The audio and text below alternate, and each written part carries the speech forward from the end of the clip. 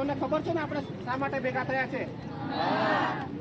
હવે તમે સમજો કે જો તમારા સ્કોલરશીપ શિષ્યવૃત્તિ બંધ કરી દેવામાં આવે તો તમારા વાલી સક્ષમ છે કે તમારે ફી ભરવા માટે? આપણા વાલી કરોડોપતિ છે, લાખોપતિ છે? આપણા એવા કોઈ ધંધા છે કે આપણે લાખો કરોડો કમાવી શકીએ?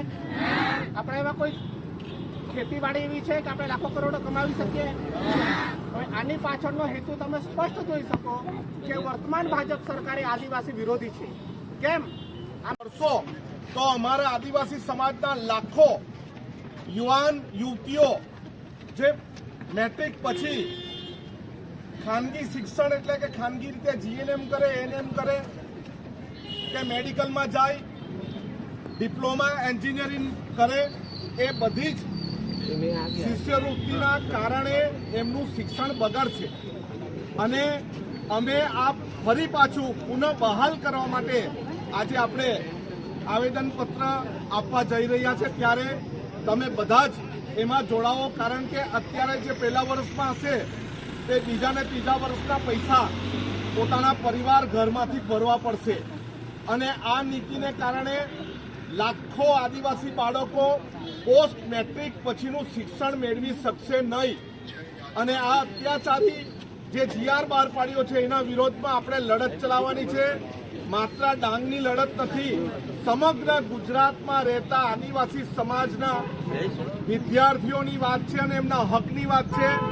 શિષ્યવૃત્તિ મેળવવું આપણો અધિકાર છે, બંધારણમાં આપેલો આપણો અધિકાર છે. એ આપણે બંધ થવા દેશું નહીં. બંધ થવા દેશું?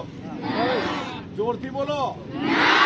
આપણો જીવ જશે તો વાંધો નહીં, પરંતુ શિષ્યવૃત્તિ આપણે જવા દેવાના નથી. અત્યારે આપણે જઈને આવેદનપત્ર આપવાનું છે.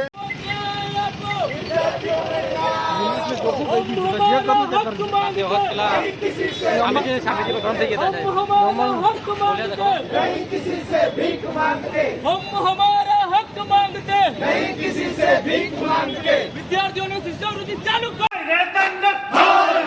शर्म करो, शर्म करो, भाजप सरकार शर्म करो, अरे शर्म करो, शर्म करो, भाजप सरकार शर्म करो, शर्म करो भाई, शर्म करो, भाजप सरकार शर्म करो, शर्म करो भाई, शर्म करो, भाजप सरकार शर्म करो, शिष्यवृत्ति चालू करो, चालू करो, चालू करो, चालू करो, सरकार हमसे डरती है. જો અટકી જશે તો આદિવાસી સમાજના લાખો છોકરાઓને શિક્ષણ મળવાનું નથી. એટલે આ કોઈ પણ હિસાબે અમારી અરજી મંજૂર તમારે આગળ કરવાની. દીકરા, તમારે કઈ કેવું છે? તમારી જાતે ભણાવવાનું છે? સ્કોલરશીપ થી જ ભણાવવાનું છે ને? આ છેલ્લી લડાઈ નથી. ઉપવાસ પર બેસવું પડે તો બેસશું.